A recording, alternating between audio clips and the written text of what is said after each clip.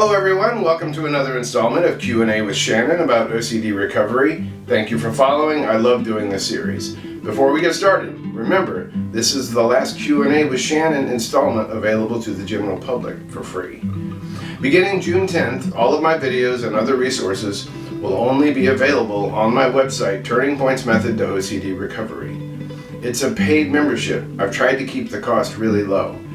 If you become a yearly unconditional commitment club member, you'll save a lot of money, and if you join before this Tuesday, June 10th, you will receive a 10% discount, so don't delay. Let's do it. Okay, to today's question. Hello, Mr. Shannon. Another question, please, when you have time. By accepting that the thoughts be there without any compulsions or any kind of intervention from my side, the brain sends a strong message that it's entering a very dangerous and unsafe territory. I'm fine with handling the intense anxiety that this brings, but how can I handle the tens or hundreds of questions that the brain keeps throwing at this time, and the doubts that it keeps bringing up? They don't seem to be lies or nonsense at all at the time. Thank you so much, Anonymous. Another great question. There are two key interwoven techniques or perspectives that work together that I use to deal with the barrage of seemingly convincing follow-on thoughts OCD handed me after I had decided to treat the original thought as OCD.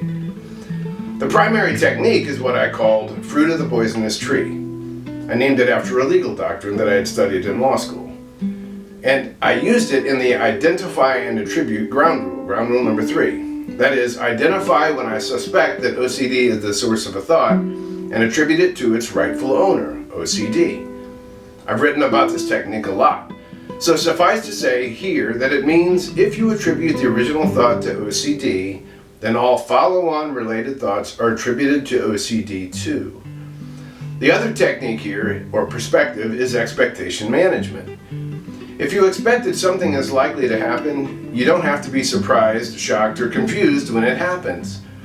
Here, we can expect that OCD is going to continue to fill us with follow-on thoughts to convince us that we are making a mistake by not performing a compulsion. We can also expect that those follow-on thoughts are going to seem like they are really convincing.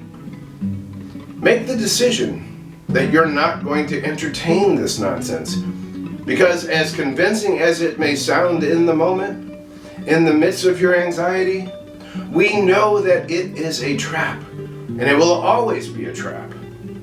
Allowing it to be there, despite the doubt and the anxiety, and resisting giving into the compulsion, no matter what, is the only way out.